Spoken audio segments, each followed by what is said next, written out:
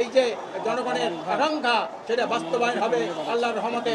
এই 11ই আপনার কি বলে নভেম্বরের গণবিপ্লবের মাধ্যমে গণবিপ্লবের সূচনা হবে 11ই নভেম্বরের ওই তারিখে ইনশাল্লাহ আপনার প্রস্তুত থাকেন। 11 তারিখের জন্য এখনই সর্বোচ্চ সব জায়গায় ছড়াই দেন। আগামী 11 তারিখ যাতে একটা বিশাল মহাসমুদ্র তৈরি হয় এবং জনতার দাবি আদায় হয়, এই বলে আমি আমার বক্তব্য শেষ করছি। ওমা তৌফিকি ইল্লা বিল্লাহ। যে সংগ্রামী ভাইরা, আমরা আগে অনুরোধ করেছিলাম যে আমরা কোনো রাস্তা আটকাবো না, সুশৃঙ্খল ভাবে যাতে গাড়িগুলো যেতে পারে স্বেচ্ছাসেবক ভাইরা সেই সুযোগ করে দেবেন। কর্মী ভাইরা কোনো জায়গায় কিন্তু রাস্তা আপনারা কেউ আটকাবেন না। সংগ্রামী ভাই এবং বন্ধুগণ, একটি দলের লুণ্ঠন, চাঁদাবাজি, দুর্নীতি এবং সন্ত্রাসে অতিষ্ঠ হয়ে জনগণ একটি দলকে হলুদ কার্ড দেখাতে শুরু করেছে।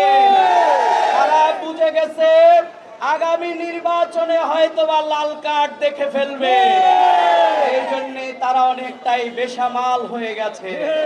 সংগ্রামী ভাই এবং বন্ধুগণ, তাই আমরা সুশৃঙ্খল ভাবে রাজপথে থেকে অতীতে যেমনি আমরা দাবি আদায় করেছিলাম, আগামী দিনে আমরা আমাদের দাবি আদায় করে ছাড়বো ইনশাআল্লাহ।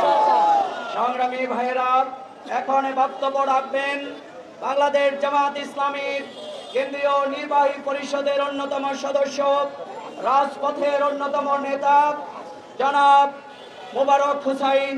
এখন বক্তব্য রাখবেন জনাব মোবারক হুসাইন। বিসমিল্লাহির রহমানির রহিম। সংগ্রামী জাতীয় নেতৃবৃন্দ, উপস্থিত ঢাকাবাসী, আসসালামু আলাইকুম ওয়া রাহমাতুল্লাহি ওয়া বারাকাতুহু। আজকের আজ পরে আমাদেরকে আন্দোলন করতে হবে এটা কথা ছিল না। 24-এর গণ অভ্যুত্থানের পরে বাংলাদেশের মানুষ আশা করেছিল একটি সুষ্ঠু নির্বাচনের মাধ্যমে জাতি তার গণতান্ত্রিক পন্থায় সামনে এগিয়ে যাবে। কিন্তু একটি দল আমরা লক্ষ্য করলাম 5ই আগস্টের পরে সমস্ত কিছু দখল করার জন্য উঠে পড়ে লেগেছে। অবশেষে